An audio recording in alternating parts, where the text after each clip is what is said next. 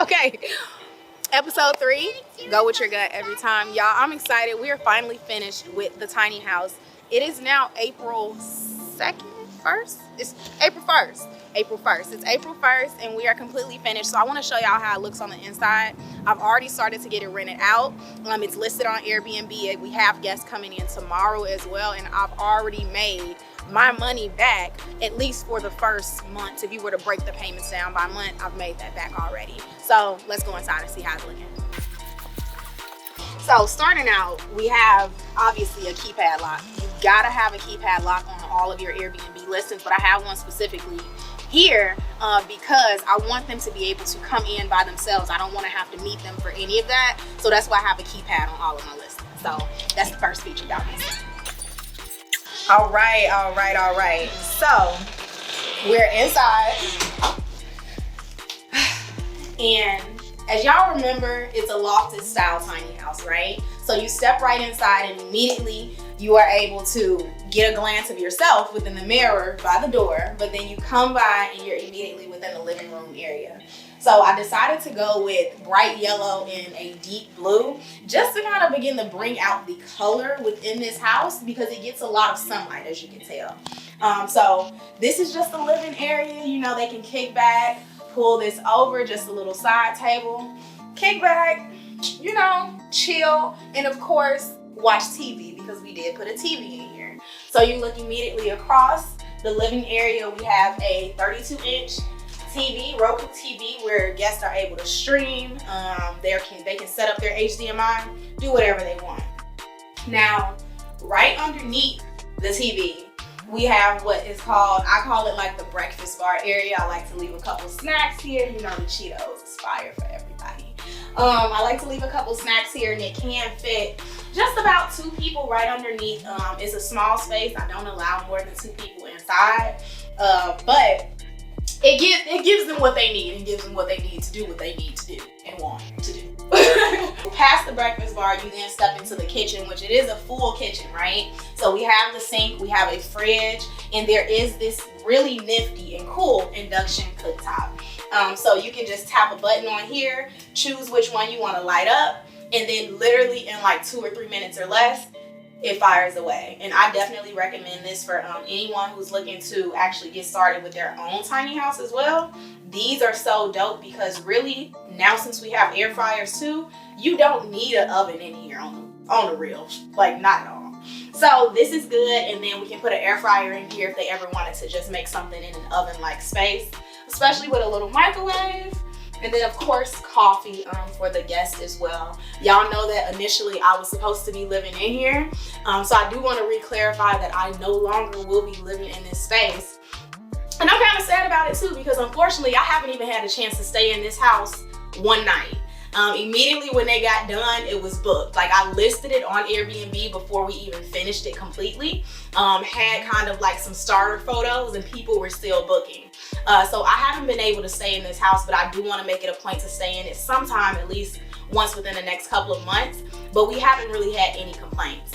So again, full sink, full kitchen, and a full fridge that they can just open. I decided not to go with the mini fridge route because eventually, and even right now, I'm starting to look into whether or not I want to begin hosting travel nurses.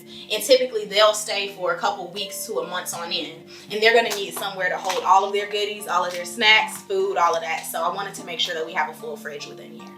Now, behind this beautiful barn door that you all saw me staying is our full bathroom. So you come in here, and we have a full bathroom. So you all have seen me stand within this space before when it was not finished. We didn't have the toilet, didn't have the sink, all of that. Now it is completely finished. We got a cute little mirror, fixtures, all of that within here. And then obviously the toilet. We got the 2-button flush, because we don't do the side button no more. 2-button flush, and of course these amazing and beautiful glass doors. Glass doors were honestly, glass shower doors were a must within this bathroom in particular because I knew that if I did any other door, it was gonna feel extremely small in this space. So I wanted to make sure that it was glass and that I also had, again, more light coming through with the window that we have within the shower as well. And we haven't had any complaints from guests. The house on this side actually faces to the back, and there's just more greenery and forest, so not too much to worry about as far as people peeking in and looking. Now, that is the bathroom, and you've seen the kitchen, you've seen the living room, and you're probably wondering, where's the bed? Where the hell are people sleeping, right? So we come around here to this ladder again that I stained as well, and this is how the guests are actually going to get up to the loft area where they can then sleep. So I call it a sleeping area rather than a bedroom because it's not a room, it's just a loft. So you can come up here, they'll climb up. The clearance is, you know, all right, but I have had a grown man stay in here already that booked. He was one of the first guests, and he was about 6'1", and he was all right up here. He said he liked it. So we come up, and there's the bed up here. We have the queen mattress, and then it's really, we also made it a point to add an outlet up here as well. So I won't get in the bed because we have a guest coming tomorrow, and that's unsanitary. However, it is a queen mattress that I have up here. So guests are able to come up here, bring their phones, and then I was hoping that we would be able to make it to where they're up here and they can also see the TV. But unfortunately, with the way the bed is, they can't do that unless they decide that they want their heads to be this way and then their feet to be that way, and they can kind of see it here. But that's really the only downside to it. We did make sure to make this area carpeted, just so that it feels a little more cozy. Because if you guys are not familiar, I brand all of my Airbnbs. So the first one that I have that you guys might have seen within episode 1 is the Cozy Escape. The other one that I have about a couple blocks away is called the Boutique Escape. And then I decided to name this one the Cove Escape. So more of like a small cove, beach house type of vibe is what we're giving within here. So that's everything regarding bedroom, living room, and then of course, I wanted to make sure that we had a little bit of space within here as well. So even though I couldn't get all of the storage space that I wanted initially, which is why I'm not staying in the house anymore, I did want to make sure that we have a full closet. So within this full closet, this is where I keep cleaning supplies. So broom, mop, all of that good stuff, in addition to just laundry and linens for my cleaners. Again, I never want to have to meet anyone here. I want them to just come in, let themselves in, and be able to do whatever they need to do. So we've equipped it with an ironing board. We have a small handheld vacuum, couple extra sheets and blankets for the guests as well. So they can see all of that, get in there, and then quickly close it, and it hides everything right there. And the kitchen is where more or the rest of the storage space that we have is. So right up underneath here, just to give you an idea of how spacious the cabinets are, I'm able to fit like all of my tissues, all of the paper towels right within this cabinet here, and that's where we put it. Within this one, there's a couple extra snacks that we leave out for guests, some waters, and then of course we have the pots and pans, dishes, and then right underneath the kitchen sink is where we have a few more of the cleaning supplies as well. So it's really a full house, like seriously a full house. And I'm excited to stay in here myself just to get a day to kind of feel it out, see how it is actually showering in the shower, staying in the bed. But right now, the guests are absolutely loving it. So what we're gonna go in, and I'm gonna show you guys my numbers as far as right now what I've been able to make since listing it. I listed it, we had our first guest, I believe, on the 13th or 14th. So it's been about 2 weeks. It is the first, it's been 2 weeks exactly. So we're gonna look at those numbers and see how we're doing. And it's looking good, I will say, but it's also feeling good. So we're gonna hop into that. Okay, so we are talking numbers. We are talking the entire experience with building all of this. And then why the hell this entire build for this tiny house that is less than 300 square feet took so long. This entire build in total took nearly 6 months. And just to give you some insight into why it took so long, right? First, I will take some accountability, and then I'm going to put the blame on other people. Number one, I should have done better research or more in-depth research in regards to who I brought on my team for the build. Now, I did do that research, I will say, and I had rendered services from someone who was very credible, not someone, an organization who was very credible, and then they were kind of dragging their feet, and because I was so gung-ho on getting this listed by the end of 2020, and it still didn't even get listed by the end of 2020, I ended up not going with them and waiting when they were available, and then I went with someone else. And the other contractors that I then went with had no idea what the hell they were doing. They definitely looked the part. They looked the part in regards to saying that they knew what they were doing. They could probably do some handyman work, but to build an entire house, they were not qualified at all. So after that, because you all saw it in episode 1, episode 2, fired the first set of contractors. A second set then came through. Second set of contractors came through, and this is the piece that's the hardest with being in real estate how I am and being a woman, a young woman, because sometimes people they want to take advantage, and this is a male-dominated field. And then even furthermore, in terms of contractors, they're typically male as well. So it was a lot with the second contractors. It was really a matter of it just became inappropriate. I guess he was attracted to me, and then feelings got involved, not in that way, but just his feelings were a little hurt when I then brought one of my homies to come and ask him about the numbers in regards to, are we actually doing this within budget? Is this actually a credible number that you're giving me? Because looking back on it now, and after I did bring my friend out, I was being overcharged extremely. And because I had already fired the first contractors, I was willing to just pay some money to get it done and try to get it completed and finished. And he slightly took advantage of that. So nonetheless, I'm very happy to be finished now, but that is one of the primary reasons that it really took so long. And not only did we go over budget, but we are very much behind schedule. So that was that entire experience. Now, starting out from the beginning, this entire inception of the tiny house came, I would say, like Q2 of 2020. Sometime during Q2, while quarantine had just happened, I was trying to figure out how I wanted to continue to expand my business, and then even furthermore, just utilize the space in my backyard. So I decided to go the tiny house route. Again, did a lot of research, and I have a ton of documentation. So if you are interested in that information, you can shoot me an email. I'll include my email in the description. But you can shoot me an email. I'll send you that information. But I did a ton of research. I have a ton of spreadsheets, documents, all of that. And I pretty much designed all of this, which that is the main piece that's making me so happy to be sitting in this house right now, is because I designed where the closet was going to go, to the loft. The measurements of everything came from my own mind. So to sit here now in a house that is completely functional, completely livable, and is now making me money, and I'm able to pay my rent, pay my mortgages at other places, it's dope. It's just so crazy, honestly. So crazy. So that's been the overall experience. And I know the main question that people are really looking at is, how much did you spend on this? So I will give y'all exact numbers, and I'll give you what, at the beginning, how much money I had anticipated or budgeted for, and then how much we actually ended up spending. All of it, I will say, some people look at losing money and they look at it like a loss.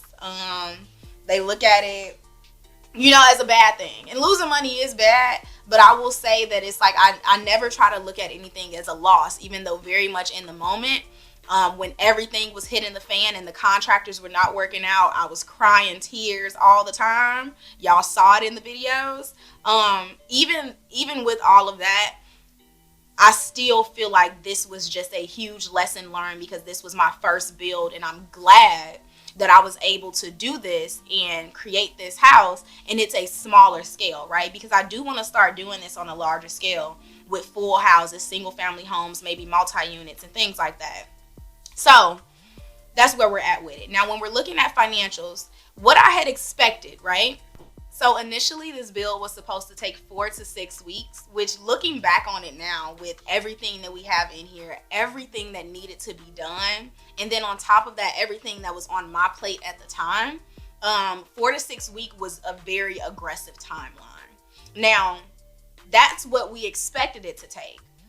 It actually ended up taking 20 weeks for this entire build to be completed, from the start of actually getting the shed delivered and digging down the lines to actually hitting publish on Airbnb. Now, aside from that, initially you all know that this was also supposed to be my personal space. I wanted to live in the backyard of the main house that I Airbnb, and then just be able to, tend to guests as I please, and also downsize on everything that I have and kind of live a minimalist lifestyle. That didn't work out because we ended up being over budget, and I needed a place to stay ASAP. So at that point, and then on top of that, with the contractors, the first set of contractors promised me a ton of space, a ton of storage. They were able to build this, do that, extra closets, hidden storage, all kinds of things. And when I fired them, the actual contractors that then came in, who were credible, it's not possible, or it wasn't possible with where my budget with where my budget stood at the moment. So that's where we were with it. And now you all know that I am posted on Airbnb, and this is now my third listing. So now that this is my third listing, it is up, and we're good. So from expected to actual, expected time to build 4 to 6 weeks, actual was 20 weeks. And then even furthermore, the expected goal was for me to stay here. Now we are actually just using this as an Airbnb unit. Now, when we're looking at numbers and financials, right, I will just say the overall number first, and then I'm going to dive into what some of this means. I expected or had budgeted for about $25,000 to $29,000 to be spent on this tiny house, which is still cheap. It's on the cheaper end for a tiny house, because tiny houses on average can run you between, I would say, depending on like something like this that's updated and renovated, can run you anywhere from like $35,000 to $50,000. So my $25,000 to $29,000 was still on the lower end, which I'm glad I did, because what we actually spent, JP's gonna put it on the screen, what we actually spent is $34,847.05 to a T is what we spent. And when I'm looking at how much over budget that is, that's about $5,000 to $9,000 over budget. Now, understanding that the second contractors had to completely demolish the bathroom, and then I have gone through a set of like 3 sets of contractors. When you look at the discrepancy between those two, it's honestly not too bad for as many things that had gone wrong with this house. From the plumbing to having to rerun the electric lines, demo the bathroom, like all of that. So when I look at the $34,000, I look at it in terms of the average one cost about $35,000 to $50,000. I'm still on the lower end of what that average price for a tiny house is. So I'm feeling good. Okay, so looking at numbers in terms of what we are doing now with the tiny house, now that you know what's been going on, you know how I've been able to get everything up, running, what are the numbers looking like now that we are 2 weeks out, now that it's been rented? I think 2 or 3 weeks. We got started renting it on March 13th, which is also my birthday. And that's when we had our very first guest. And then today is April 1st. And between that time, so between March 13th and April 1st, this tiny house right now, it was booked. It was not completely booked for all of those days. I think we had about 4 or 5 open days, but the income earned from that at this point is $1,185.43, which I'm really happy about. Because right now, as you guys know, I bought the shed outright. So when buying the shed outright, if you break it down in terms of how much the monthly payment would have been for it, it was around, I would say, I think $418 when I spread it out, about $418. So the fact that we are at $1,185.43, and this house does not have any bills. So now that I've spent all of the money to get it built, I've spent the money to purchase the structure, there are no bills. So everything that I am now earning is going either into my pocket or into what I am now paying off on my credit cards, based on what we have going on. So how that number came about, because right now the tiny house is currently listed for about $79 a night on average, and that is also in addition to the cleaning fee that is, I believe, $65 or $80, one of the two. I'll have to double check, but that is where we're at. So there have been 5 bookings thus far, and most people typically do tend to stay, I'm finding, within this house at least 2 or 3 nights. It's a lot of couples. I've had some individuals who are just in town for work book it as well. And that's what we're starting to get. But as mentioned earlier, I am looking at the numbers, running it to see whether or not it would be lucrative for me to host nurses or travel nurses within the tiny house, or actually just keep it on Airbnb. And my only hesitation with that is because part of me feels like I can make more money just renting it out on Airbnb. However, I still need to think about the fact that when I'm doing Airbnb, there's a constant turnover, which means that I'm paying for cleanings as well. Now, the cleanings for the tiny house are not that expensive, but the more bookings that you have, the more that it adds up. So the benefit of actually going the travel nurse route would be that they would be in here for weeks on end, or months on, or a month or two on end. And at that point, my cleaner wouldn't have to come back. I would not have to pay my cleaner to come, and I would be getting all of that money, and there would be one cleaning before and then one cleaning after, and they would do the cleaning on the interior following that. So I'm excited because within those days, like I said, if you add up all of the days that we were booked, I think it was about 12 days out of the 14 or 15 that it's been, I believe. The 14 or 15 that it's been, I got to look at the numbers to make sure I'm giving y'all the right thing. But nonetheless, my goal for the whole month, or a month, each month this year with the Airbnb moving forward, is to do at least $3,000. The fact that I was able to do that almost $1,200 within those couple of days, within those 2 weeks that we've been on Airbnb, I know that I should be able to run it up, because I'm also just now listing it at a introductory price. So that $79 a night is not going to stay. It will increase, and especially since we are now in the summer months as well, it's definitely going to increase a little more, and it's going to have some more traffic once we add the outdoor amenities that are here as well. Now, aside from the tiny house, I want to kind of dive into the numbers overall for Airbnb with all of my listings, because if I recall, I believe it was episode 2, I showed you all the numbers that I had made at the end of 2020. And at the end of 2020, I believe I was right about, I did end up hitting my $50,000 goal. And I realized I hit it because there were a few reservations that I actually rendered or took off of the Airbnb platform, and they paid me either via Zelle, Cash App, or what have you. Those are for separate reasons.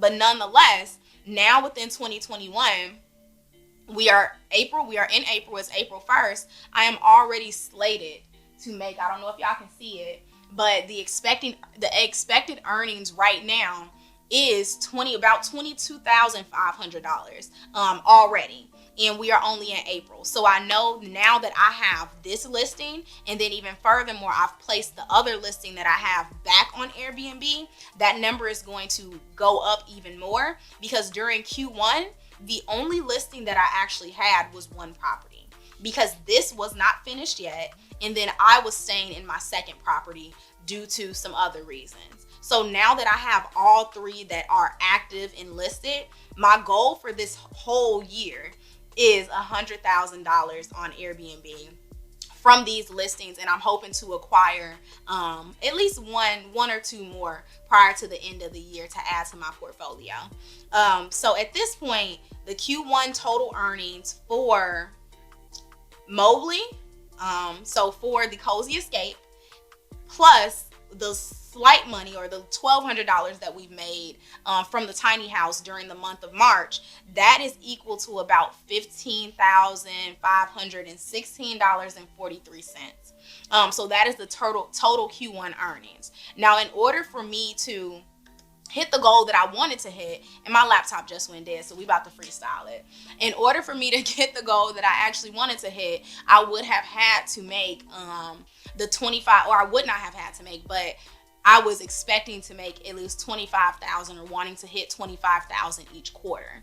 Now, obviously, I did not hit that mark. I missed it right by about, I believe, about $9,600, if I recall my numbers correctly. So now what I've done is I've cascaded that about $9,600 across the remaining 3 quarters to figure out how much it is that I need to make each quarter moving forward. Now that now is right around $28,000. And if I can be completely honest with you all, I'm ready to do it, and I feel like we can hit it. I feel like I will hit it, and when I do, I'm gonna get back on here and I'm gonna show y'all that I hit it.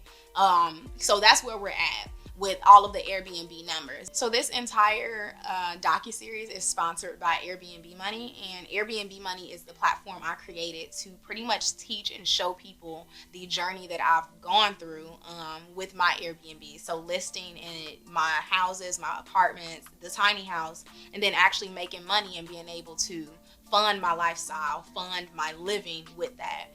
So you can find Airbnb at Airbnb Money on Instagram.